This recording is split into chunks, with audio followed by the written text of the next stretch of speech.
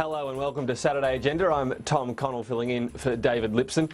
And we're in the midst of course, in the final sitting fortnight before the Easter break, when the government will prepare in earnest for the 2015 budget. This time last year we knew a tough budget was on the way, even if the nature of some of the spending cuts came somewhat out of the blue. This time around, according to the PM, things will be different. Almost boring were his words for the upcoming budget. Easier for families, tax cuts for business. The budget repair job that was an emergency is now apparently on hold, at least for now. For more on this, I'm joined by Finance Minister Matthias Cormann, who is joining us from our Perth studio.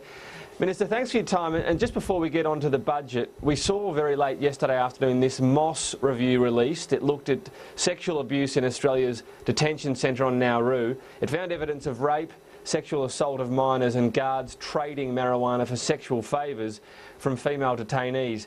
Apart from adopting the recommendations, how about allowing more media access to, well, shine a light on what is clearly a very dark place? Well, look, some of the content in the report that you mentioned is very concerning, and as you've indicated, the department has accepted all of the recommendations, and all of the recommendations will be implemented. I mean, beyond that, I'll leave it to the Minister for Immigration to respond to these sorts of inquiries, as that falls fairly and squarely within his remit. Just broadly though, do you think it should be more open to the media or even to other organisations to monitor what's going on, so it's not just these occasional reports and me or you don't know all that much about what's going on? I'm not a commentator, I'm a minister in the government, and the minister with responsibility for this area is Peter Dutton as the Immigration Minister, and I'll leave him to deal with these sorts of issues. All right, on to your responsibilities. You are the Finance Minister, as you point out. Often the remit there is to be making the cuts in budget time. It sounds as though you might be a bit less busy this time around, judging from the rhetoric from the PM lately.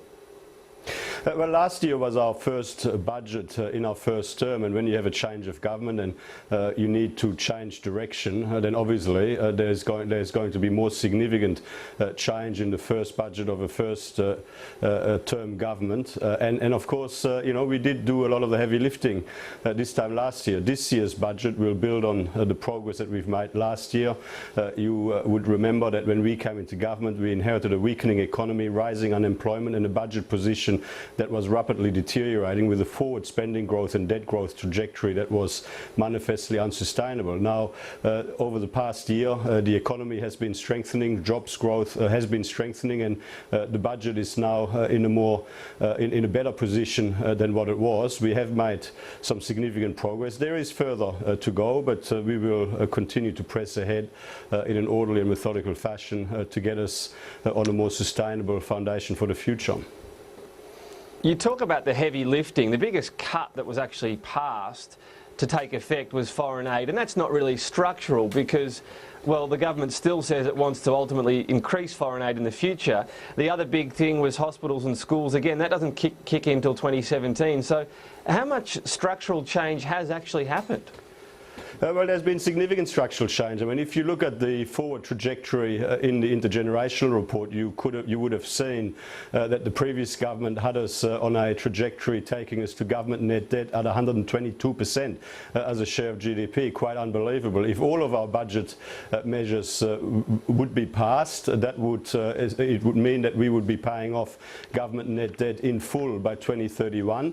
But of course, you know, the trajectory that we're currently on has achieved a halving of the debt trajectory that Labor had put the country on. In terms of government deficits, the previous government had us on a trajectory taking the deficit to 12% as a share of the economy. We've been able to halve that over the trajectory over the next few decades. But yes, there is still further work to be done. If all of the measures in the budget were to be passed, we would be able to stabilise spending at current levels as a share of the economy, and we would be in surplus all the way through from 2019-20 all the way through to 2054-55, all other things being equal. So it's a matter of continuing on a better trajectory. Sorry, Minister, but all of the budget, though, wasn't passed, of course. In part, it seems as though because it was unpopular and because, well, it's led to even a leak in support apparently in the party room as well. Are you frustrated by voters? Because if the polls are accurate, they're not as concerned about debt as you seem to be. They're more worried about funding cuts. Well, the thing is, firstly, nothing is new under the sun. There's nothing unusual about not everything in the budget being passed 12 months down the track. It has always been thus. It was the same under the previous government, it was the same under the government before that. And, you know, obviously, when you've got more substantial structural reforms, there has to be a significant level of debate, significant level of scrutiny. There are inevitably adjustments along the way to ensure that you get the balance absolutely right.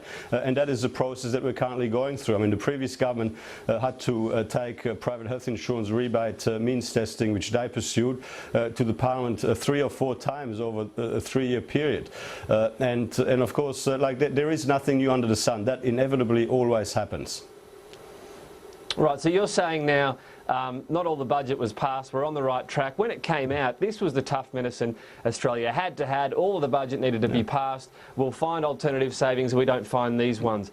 What's changed? Because, dare I say it, there's less of an appetite for debt, perhaps even, if I might put it to you, Matthias, has the government become economic girly men on this front? Not at all. We are absolutely focused on the job at hand to put Australia on a stronger foundation for the future, to deal with the debt and deficit disaster that Labor left behind. And obviously, I mean, you talk about having to deal with budget measures still from last year's budget. I mean, until a few weeks ago, we were still dealing with budget measures from Labor's last budget. I mean, we were able to pass a particular savings measure through the Senate a month ago in relation to making sure that taxpayer subsidies for research and development are better targeted, a measure which was initiated by Labor but which Labor under Bill Shorten ended up opposing. So, I mean, when it comes to the particular description that you've just used, that is one that fairly and squarely applies to Bill Shorten, because he tells us that you know, he would bring the budget back to surplus more quickly than the coalition, yet he's opposing most of the savings that we've put forward, about $30 billion worth of savings. He's not telling us where he would increase taxes or impose deeper cuts in order to get not only into surplus but into surplus more quickly. And of course, he was a senior minister in the government that created the mess that we're finding ourselves in. I mean, you've got to remember, at a time when revenue was starting to fall towards the tail end of the previous government, they decided to ramp up expenditure permanently into the future in the period beyond the forward estimates. That is not something that was reflected in their last budget, but that is something that we now have to deal with. Just to take you, though, to your government, Tony Abbott came to power with a big mantra about tackling debt. If he goes to the election nowhere near having delivered a surplus in that time, and very likely not having one in the forward estimates either, what are voters going to make of that he squibbed it? Well, voters will see that we worked very hard to put the country on a better forward trajectory. They will see that we are making progress now, heading in the right direction, and that if we hadn't made some of the difficult, or we would say necessary decisions, that we would be in a much weaker position than we now are. And obviously our message to the Australian people in the lead up to the next election will be that we need to continue to head in the right direction, that we need to continue to make progress in the right direction, and the last thing the country needs at a time when we're facing global economic headwinds is to go back into a situation where structurally we pile on more and more expenditure that is not affordable in the economy in the years ahead.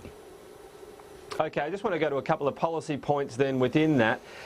The aged pension is something that a lot of Australians are getting now, about 80% at least a part pension, and we know that the family home is exempt. So to take you to a point that Labor's saying they wouldn't want to back in, they're saying a $2 million house in Sydney might not actually be someone living in a life of luxury. But what's wrong with telling someone, if you want to get the pension, you will have to move from a $2 million house, maybe down to a $1 million house? It's not slumming it, is it? Well, we want to ensure that the age pension is sustainable for the long term and indeed forever. And so there are some adjustments that we need to make in order to ensure that happens. And our commitment is to ensure that those adjustments are as incremental, as gradual as possible, to ease the transition to a more affordable, a more sustainable trajectory. And that is why we've made ever so slight adjustments, or we are proposing ever so slight adjustments to the indexation arrangements. But also, that is also why why, when it comes to means testing, we have proposed for a 3-year period from 2017 onwards to freeze eligibility thresholds. Now, what the freezing of eligibility thresholds means when it comes to the income test or the asset test is that people at the upper end will essentially progressively be impacted in having their entitlements ever so slightly reduced moving forward.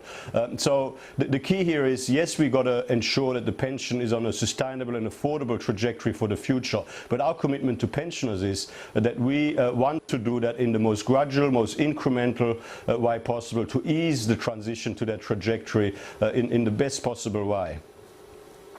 Okay, why not ease, though, for example, the family home into the test? You could have it applying only 5% in the first year, ramp it up slowly. I mean, this is just about always going to be far and above the biggest asset, particularly in Australia where we have such high property prices. Can you keep ignoring this?